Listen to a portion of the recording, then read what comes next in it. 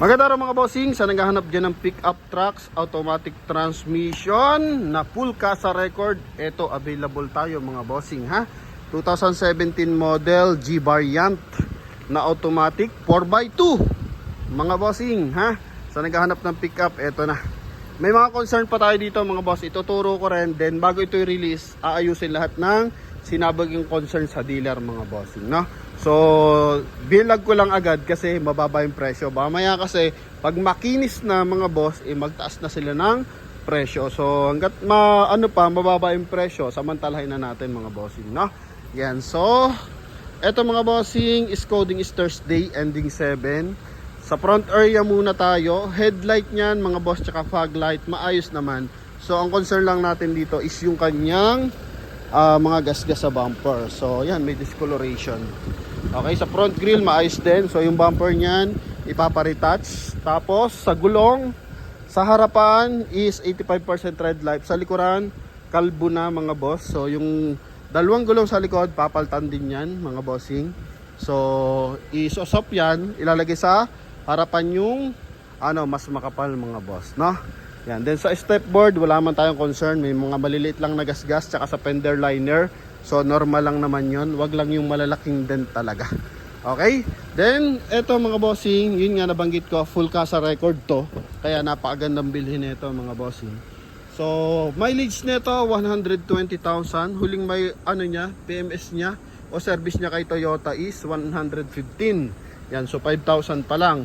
Eto namang leather niya mga bossing, lang yan, kumbaga detachable. Okay, so hindi siya permanent leather, lang to, aftermarket.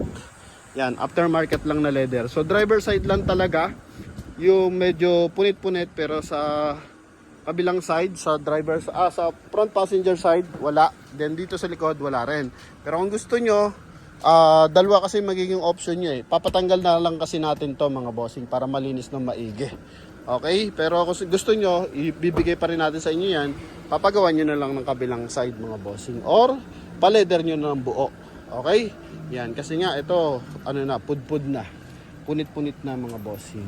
Steering wheel, although gas-gas ng bahagya mga bossing. Pero hindi pa naman siya yung putok-putok. So, goods pa rin yun. Then dito, sa ating, monitor. So, 2 din yan. Then, naka-automatic climate control.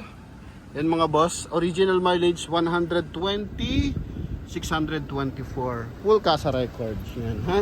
Power fold yung ating side mirror, retractable. Okay? Bukod sa retractable siya mga boss, na rin siya. Side mirror protector mga boss. Para hindi basta-basta nananakaw yung side mirror. Then, same time, power adjust. Check natin kung gumagana pa ha. Okay, so goods. Okay, goods mga boss, no? Yan. Sa mga gas-gas, ito normal na to. Pero dito wala naman tayong basag. So, mas goods yan. Sa likuran, so ito ganito, buong buo. Okay, ceiling. Kasi nga, full kasa record. So, medyo malinis. Loob at labas ng unit. Pati engine bay, silipin natin. Sobrang kinis. No? Then, naka-full bar to. Ito, papawalisan na lang naman yan mga boss. Na-stock kasi din ng bahagya. Then may kabitan ng ilaw if ever gusto niyo maglagay ng mga bossing backup light. Yan. May bull bar siya. Then ito papalitan to ng buo mga boss, ha? Yan. So meron kasi siyang lamat. Yan oh. Kaya may moisting ng konti mga bossing. Pero papalitan to ng buo. Sagot ng dealer yan. Tapos sa likuran naman detail lang to. May mga konting gas-gas pero madadala na yan. Magiging minimal na lang yan pag niliha. Ito, may retouch dito mga bossing na mahaba ito. Tapos pininturahan, hindi lang maganda yung pagkakabap. So ibabapping na lang mga bossing, ha? Yan. Papakinisin. So yun lang naman. Tapos dun tayo sa bandang front area. Headlight naman na ito, buo. So papalitan yung kabilang side. Okay? Yan. Aha. Sa gulong kasi, ito talaga slide na mga boss. So yun, pinonsern natin. Then, price nila mga bossing dito is only 825 mga bossing, ha? Yan, 825. Sobrang mura. Kasi nung nakaraan, nagbenta tayo, manual na 17, 860 or 870. ito is automatic transmission. Okay? Yan. Tingnan mo, presentable yung kanyang leather. Oh, ha? Yan. Then engine bay. Oh. Dito sa front area, ito madadala to sa pintura mga boss, no? I-retouch to ng bahagya. So dito naman wala naman siyang basag. Ito lang discoloration lang. Oh. Okay, dito wala nang basag, dito lang. Ha? Yan. Then, syempre, sagot pa rin natin yung transfer of ownership dyan. So, sa mga nagtatanong, yung sa HPG clearance, tapos LTO, may mga ganun tanong eh. No?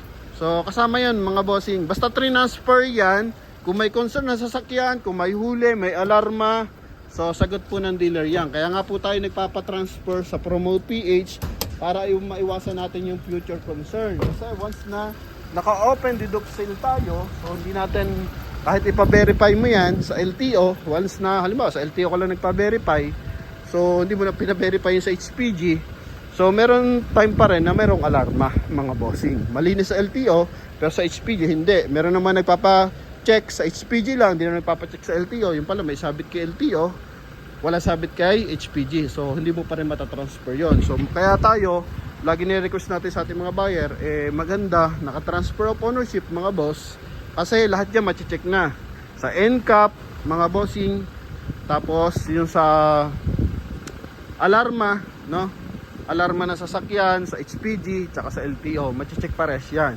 Kaya yun, kumbaga isang term lang ginagamit natin, free transfer of ownership, pero lahat ng concern natin o katanungan natin sa atin, sa kumbaga sa pagbili ng sasakyan, masasagot na, lalo na sa papeles, no? Kung peke yung papel, tampered yung sasakyan, no, halimbawa yung kanyang mga bossing chassis, no, nakatampered yan, so hindi lulusot sa LTO yan mga bossing.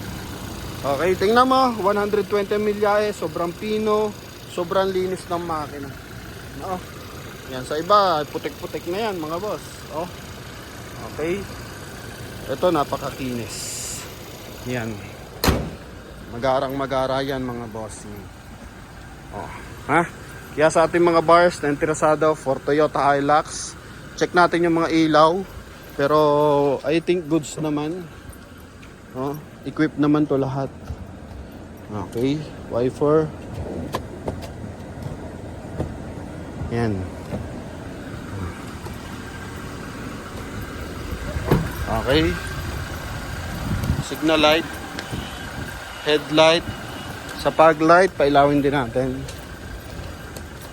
Ang fog light ba niyan dito? Check natin kung yung fog light mga boss. Okay, yan, goods. Dilaw pa lang lahat. So sa mga gusto mag-upgrade, kayo na bahala mag-upgrade mga boss. Oh. Basta ito mga bossing, may mga konting concern. Sa kabilang side naman, so wala naman siyang U-ping malaki sa step board. Oh, ha? Yan. Okay, so gumagana pa rin kasi hindi naman valve yung problema o linya. Ito yung mga bossing, yung kanyang housing. Ha? Kahapon may mababa tayong presyo ng Fortuner. Mga boss, full kasa record din. Ngayon nga lang, kinis yun. No, walang mga bagong palit ang gulong, bago na benta. So ito naman is hindi naman siya ganong kakinis, pero aanahin natin. Yung mga concern ko, sagot na ng dealership mga boss, no?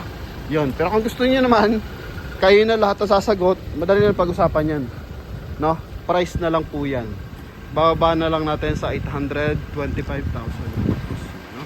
Yan. Kaya sa ating mga buyer na interesado, so tawag na sa ating contact number na nasa screen. Connected yan ng Viber and WhatsApp. So kung nangangarap ka ng Hilux mga bossing, eto, panegosyo, pang pamilya mga boss, yan. So abang lang tayo mga bossing, baka meron ng pasok sa inyong budget. Alright, so yun lang mga boss. Thank you very much. God bless. Bye bye.